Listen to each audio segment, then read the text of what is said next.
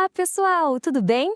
Hoje a gente vai mergulhar num tema que, olha, mexe com todo mundo lá no fundo, a nossa relação com os nossos pais. Mas a gente vai olhar para isso por uma lente de compaixão e, quem sabe, de um novo entendimento.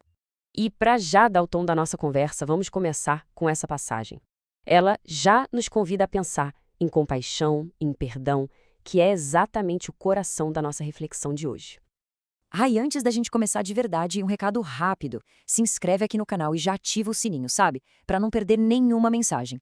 Toda semana tem uma reflexão nova para te ajudar a viver com mais fé, com mais perdão e com mais propósito. E claro, se puder, já deixa o seu like, porque isso ajuda muito o YouTube a levar essa palavra para mais gente que talvez esteja precisando ouvir exatamente isso hoje. Então, vamos lá. Vamos começar falando de uma dor que é tão comum, mas tão comum, que acaba se tornando familiar. É aquela sensação de não ser compreendido justamente por quem a gente mais ama. E aí, quem nunca se sentiu assim? Aquela impressão de que existe um abismo gigantesco entre o que a gente sente e o que os nossos pais conseguem enxergar. É uma sensação que, nossa, causa uma angústia, né? Eu me lembro de um rapaz que veio conversar comigo uma vez e falou: "Sua mensagem me ajudou a melhorar a relação com meu pai." E eu fiquei super feliz, claro. Mas a verdade, e eu pensei nisso na hora, é que o trabalho mais duro, aquele de perdoar de verdade, de aceitar, foi todo dele. E é exatamente sobre isso que essa passagem fala. Reconciliação é a gente fazer a nossa parte. É buscar a paz até onde depende da gente, mesmo que a outra pessoa não entenda tudo, sabe? Certo. Agora a gente chega no ponto central, no coração da nossa reflexão. É uma ideia que pode ser um pouco desafiadora no começo, mas que tem um poder imenso de transformar o jeito como a gente olha para o nosso passado. E se, só por um momento, a gente considerasse a possibilidade de que eles foram os melhores pais que eles conseguiram ser, com as ferramentas emocionais, com as experiências de vida que eles tinham naquele momento? Para a gente conseguir entender essa perspectiva, a gente precisa olhar um pouco para trás. Nossos pais não surgiram do vácuo, né? Eles são o resultado de uma história longa e muitas vezes carregam feridas de gerações que eles nem sabem que existem. Pensa comigo nesse exemplo.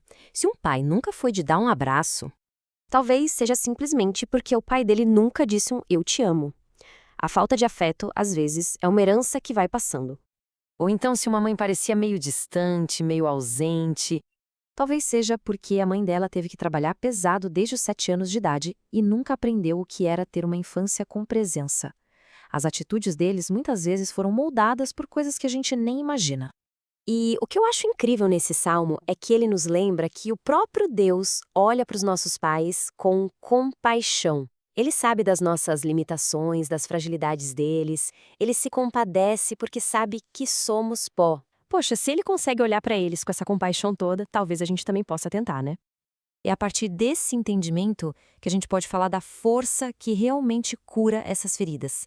A resposta não está em tentar mudar o que passou, mas sim em encontrar a graça no hoje, no agora. É como um ciclo, sabe? Cada geração acaba carregando as dores da anterior. E todo pai e toda mãe, mesmo sem perceber, tenta curar no filho a dor que carrega dos seus próprios pais, tenta dar aquilo que nunca recebeu. Mas a boa notícia, a notícia maravilhosa, é que Deus é especialista em curar gerações. A graça dele não fica presa no tempo, ela alcança o passado, age no presente e transforma o futuro para restaurar histórias inteiras. Então, o ponto crucial é este. O foco agora se volta para nós, para nossa capacidade de nos tornarmos os autores de um novo capítulo na história da nossa família. E aqui está a grande esperança. Cada geração melhora um pouquinho. Cada filho tem a chance de ser um pai e uma mãe melhor do que teve, de quebrar ciclos e construir um futuro com mais saúde emocional. E este versículo é a imagem perfeita dessa missão. A gente passar para a próxima geração um novo legado. Um legado de cura, de presença, de um amor mais consciente. E aqui a reflexão ganha uma camada de humildade. Porque um dia, quando os nossos filhos apontarem as nossas falhas, e eles vão, talvez eles também não consigam imaginar as batalhas que a gente enfrentou, ou como foram os nossos pais. E assim, a gente volta para o começo de tudo. A jornada se resume a isso: suportar, perdoar, não porque o outro sempre merece, mas porque nós fomos perdoados primeiro. E esse perdão nos liberta para poder escrever essa nova história. No fim, não se trata de esquecer a dor ou fingir que ela não existiu. É sobre permitir que algo muito maior a transforme. A graça de Deus é o que pega os cacos do nosso passado e constrói com eles um milagre de cura e de propósito.